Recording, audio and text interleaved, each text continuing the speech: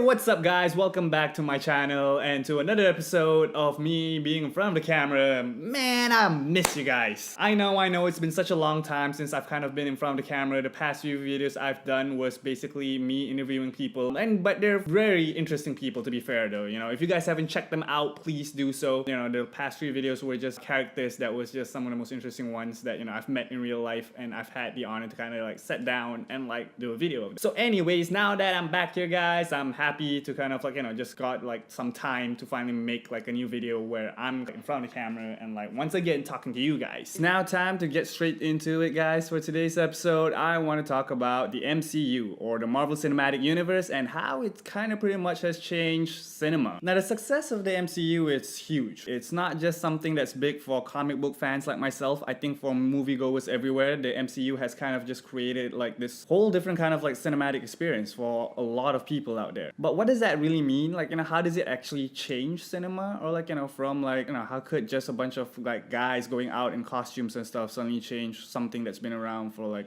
100 years or something like that, right? Yeah, so it's not like it's changed the medium in any way. It's not like it's introduced anything that wasn't already there before. So the question that I guess a lot of people would ask, especially those who are not really big fans of superhero films, is that how exactly did the MCU change, you know, films and stuff? So to kind of get started on like the MCU and how it changed cinema, I guess we kind of have to talk about the success that it's had since like its inception in like 2008. Was the first Iron Man film that came out, right? So the films has made a lot of money, like a buttload of money. Like it's even ridiculous how much money they're making. You know? From the Black Panther alone, I think that film grossed around like over 700 million. And just thinking like, you know, of all these films, there's like 21 films. If all of them put together, you know, I think that's they were saying that the studios has collected somewhere around like 22 billion as a whole. That's pretty crazy. That's a huge ass number. That's a number that I can't even like begin to like imagine what that would be like if I had in my own account or like, you know, a company that was handling with that kind of like crazy money and success. So some of you guys are probably thinking that, you know, that there are other franchises out there that's been just as successful, you know, for example, like the Star Wars franchise, James Bond, Harry Potter, the list goes on and on. You have a few other film franchises that if you mention their names, you're like, oh yeah, those guys are like just as big, right? So one of the things that kind of separates the MCU from a lot of these other movie franchises is that I guess it's in the span of time that they've had their success and also the amount of films that they've managed to produce in just little over like 10 years. So they've produced easily probably around like 21 films at this stage, and it took the James Bond franchise over 20 or 30 years just to get anywhere close to that. So in a very short period of time, not only did they produce, you know, like a high number of films, but a number of them were also very successful in both like commercial wise and also from a creative and storytelling standpoint as well, which is one of those things that in cinematic, you know, like history, you've never really seen anything that was done in such a short period of time. And especially if you think about it, that even before Disney bought over, that the Marvel Studios was sort of ish an independent like movie studios, and the fact that they kind of got to where they are right now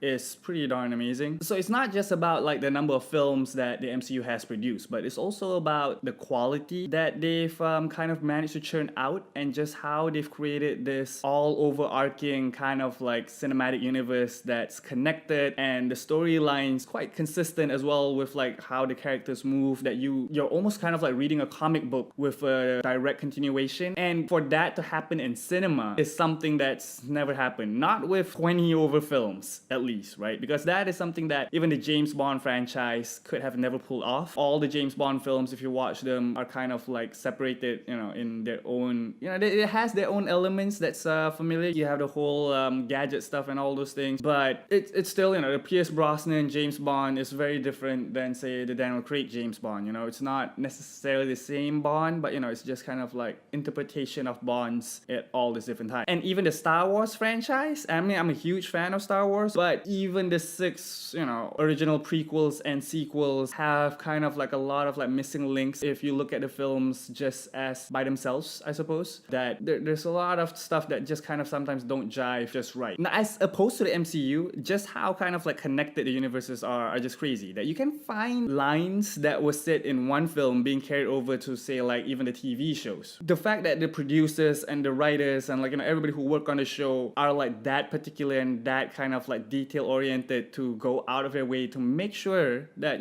these guys, are still in the very same world that we watch in the films as on the TV shows is a crazy feat. It's like, you kind of really need like a whole team of like, dedicated people who's always just kind of like cross-referencing and checking with one another that to make sure that, that we're all in this MCU universe together. So one of my favorite examples to kind of showcase how like detail-oriented these guys are in making the MCU films is that there was a scene from The Incredible Hulk that was actually a deleted scene, right? But they've somehow just kind of like brought it forward to the 2012 Avengers film just to kind of like make a point that all these films are basically in the same universe and all these characters are living with like the history of the characters in the universe, even if they've had like a change of actors like after a while. So the scene that I'm talking about was a deleted scene in The Incredible Hulk where Bruce Banner just took out a gun and kind of like just put it in his mouth and like shot himself, but the Hulk basically spat it back out. And in the Avengers film in 2012, you see Bruce Banner, who's played by Mark Ruffalo this time around instead of Edward Norton, specifically talks about this scene and says that,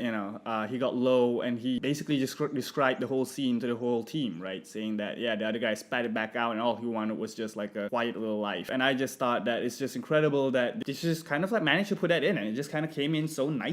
So because of the huge success that the MCU has had with like their films, and obviously they're making a lot of money and like from ticket sales and like merchandising and all these things, it kind of really forced a lot of studios to rethink of like how they run their businesses or like how they produce films and how they sell it. So one of the things that of course make it work really well for Marvel is the fact that they have a well-connected cinematic universe. So since then you kind of find a lot of studios that's been trying to basically copy the same formula that worked for Marvel. Although how successful they've been with trying to copy this is really a question of like debate, I suppose. I don't think there's been a lot of success, or even if they've had success in trying to copy the formula, there's no other studios that's made it anywhere near as close. That unfortunately includes the DC franchise for that. So other film franchises that have kind of tried to copy the same kind of like MCU formula were movies like, the whole Godzilla franchise. They try to have the whole Kong and Godzilla related thing. I guess that kind of could work. I don't know. I haven't seen the Godzilla films. I just only saw Kong, but yeah, that an example of one of them. So they're trying to create all these like random characters and trying to make them like connected in like kind of one universe. And I suppose, the whole again goes back to ticket sales. You watch one film and you have to watch another one to get the whole picture of like, a big film of like maybe an ensemble or something, right? And it helps with like merchandising as well, selling of like famous properties of like famous characters and all those things. So that's a good thing, right? Like, the MCU has kind of forced the film industry to up their game and kind of like rethinking how they do business and all those things. And that's pretty normal.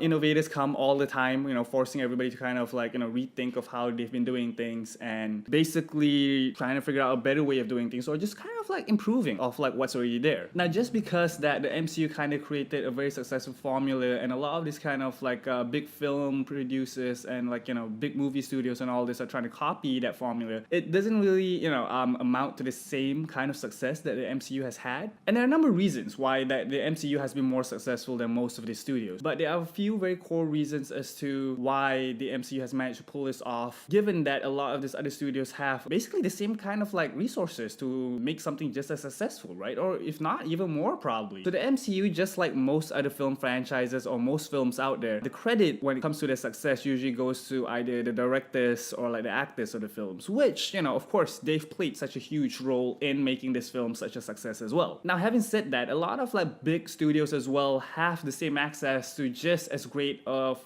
directors and actors to kind of make like just as good like superhero films or even just kind of like film with like this within the same kind of like cinematic universe, and none of them has managed to come anywhere close, right? So here's some of the reasons why even with the same kind of like resources, these guys have still not managed to pull this off. Now, although that the MCU is mainly owned by Disney, but when it started out, especially with the first Iron Man film, it started under one umbrella, which was the Marvel Studios. And although now that Disney has bought over, the Marvel Studio is pretty much the studio that's running most of these films and like kind of have like that either autonomy or like that kind of like leadership that goes along with like, making big decisions on the films. And with like, of course, good leadership, you kind of would have like a clear direction as to where you want to go and take these characters towards and like how you kind of want to let them grow as well, whether it's organically or do you kind of like, want to have like you want to force your characters to become something. So part of the reason why the studio was able to like have such a clear direction is mainly because of Kevin Feige. Kevin Feige. Man, I'm not sure how to say his name. Like, it's like Feige. I'm sorry, man. I'm Malaysian. Like we don't know how to pronounce stuff. I speak Malay most of the time. So like, yeah, whatever. Try pronouncing my name right. And like see how fair off we go on that. Anyways, yeah, Kevin Feige is part of the reason why the MCU is such a success. Now he is Marvel Studios president and also the producer for most of the films since like the very first Iron Man up till Avengers Endgame. Meaning that this guy has worked on every single one of these projects. He's worked with all the writers, the directors, the actors, probably the guys who come up with the special effects, the guy who come up with, props and all these things. So he is like the guy who knows it all. He's like the captain, the Nick Fury of like the making of all the Marvel movies. Right, so Kevin Feige has been kind of like working on like Marvel films even before the very first Iron Man and when he was like, basically the president of Marvel Studios. So before Marvel Studios was established in 2007 and like Kevin became like the president of Marvel Studios, that all these Marvel films were produced by kind of like random studios from like Fox to Sony and like, all these kind of other big studios who had money to buy the properties and tried to make them into like a success, right? So Kevin has worked on films such as like the X-Men franchise, the Fantastic Four franchise, and all those things before coming in as like the producer for the MCU base. So when he kind of finally became like, the president of Marvel Studios, this guy has had a lot of experience when it comes to making superhero films and films in general, of course. But very specifically superhero films, considering, just look at his track record and all that's the background that he came in. Now, with all this experience of almost probably a decade of kind of like looking at what worked and what didn't work with all the films that he has produced, this guy came in pretty experienced, of course, the MCU has quite of an underdog story. When they first brought in like Robert Downey Jr. for the first Iron Man, he wasn't really exactly like a big name. I mean, he was a big name, but it wasn't like, he wasn't Robert Downey Jr. when, they brought him in. Like, it was after Iron Man that people kind of viewed him as this guy who like everything he touched would turn into gold. But at that time, he was just like this actor who was just kind of like trying to pick his life up, and that was very much the reputation that he had. So yeah, on one hand, yes, it is really a truly underdog story. But on the other hand, that you also had this guy who was taking the lead on the show, who basically, even if he didn't know what he was doing, but he knew what would work and what wouldn't work at this point, where he had at least enough data to kind of like go around it. Now, even with all that, Phase 1 of the MCU, if I'm being quite frank, wasn't all that great aside from the first Iron Man film. Most of the other films just felt, it just kind of fell flat for me a little bit. It had a lot of potential, but it didn't kind of like, went the distance that it could have gone. It wasn't until like the first Avengers that came out that kind of like really blew me away, and I was just like, wow, like, what, that is something I don't think I've ever seen either like, in movie history or like even a superhero film, and it was just such a spectacular thing to watch. And now, aside from having all those experience from producing the earlier Marvel films before Marvel Studios came into action, Kevin is also a really big fan of like, the whole comic book thing himself. And not only does he think like a businessman and like a film producer in like, how do you kind of like make money from these films and all these characters, but his heart and soul is really in the source material. Like, he really likes the stuff that he's looking into. As opposed as you imagine like, another guy like who's in a suit and all that, who thinks that like, oh yeah, this is cool, kids like this, like let's try and sell them. And with like, the kind of attitude of like, let's just make money out of this, like we don't care, like, how it goes, or like what's like the values that you're kind of like getting these characters to portray, or like how do they grow organically on screen and all these things. Any businesses, I suppose, that when you kind of have this almost detached, like, kind of like a robotic kind of approach to like your business or like the thing that you're working on, like it's not gonna come off genuine, or when there's no love put into the work, people can tell, man. Like, people can always tell that. So you have the guy who's like hitting the whole thing with like, who has his whole heart and soul into the project, right? He's just really invested in it. And imagine that, and him also having the skill set to kind of like pull in a group of writers, directors, and actors who would also themselves put in their heart and soul into the project that they're doing. And that is the winning formula, right? So it's not just like one guy who made this whole thing happen. I mean, like, film is a team sport. You can't produce a film by yourself. That's just not how it goes. So many people kind of like, dedicate their time and effort into making these films great. So the kind of like, approach that I noticed that Marvel has, as much as like, yeah, they're quite strict and they have like very clear directions as to what they're going, and they've had disagreements with actors here and there, having to recast and all those things. It has happened, like with everything else, there will be problems. And yet somehow, with all the problems that they've somehow still managed to pull something that's like, that's just never been done before. And part of the reason is because that they've had such an amazing collaborative work with all the different people that's come in. So I remember reading like an article or an interview where Ryan Coogler, who directed Black Panther, said that,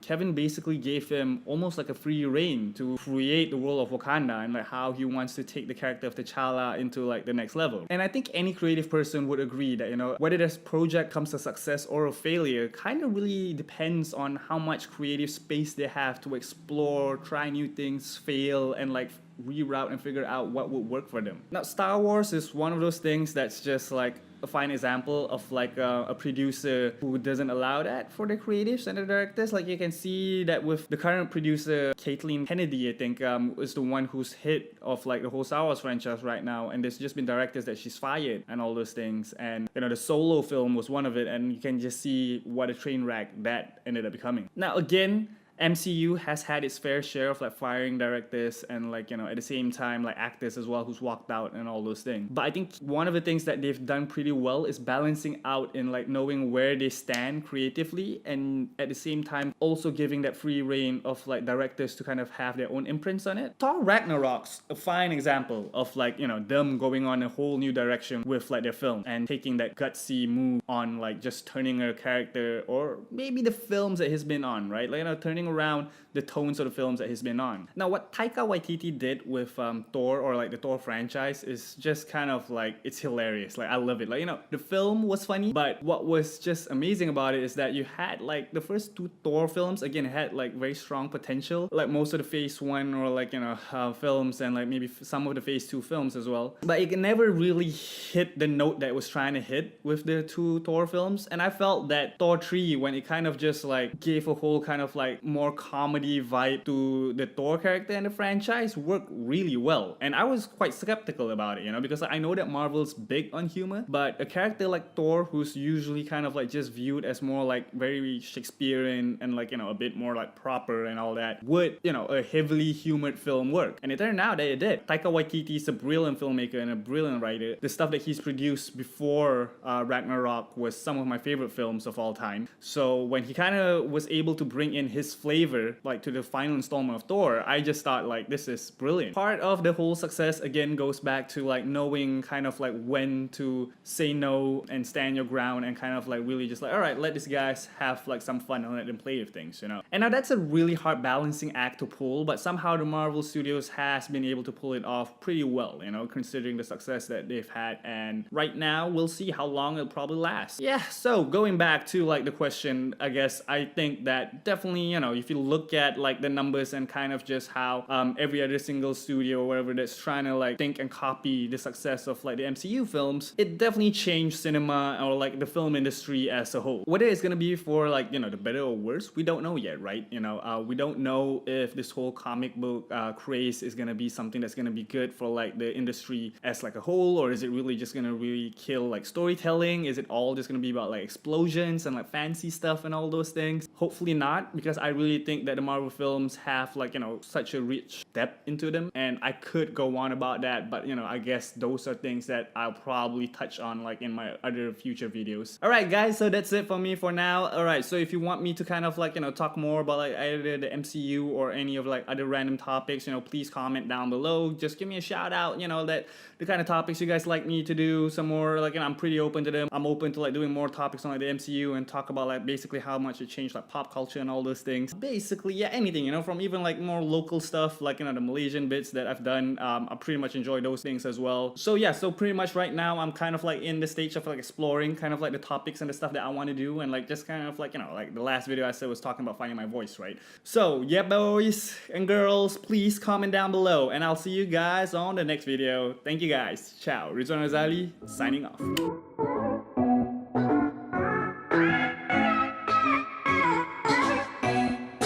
a C, the little, blah, blah, blah, blah, blah.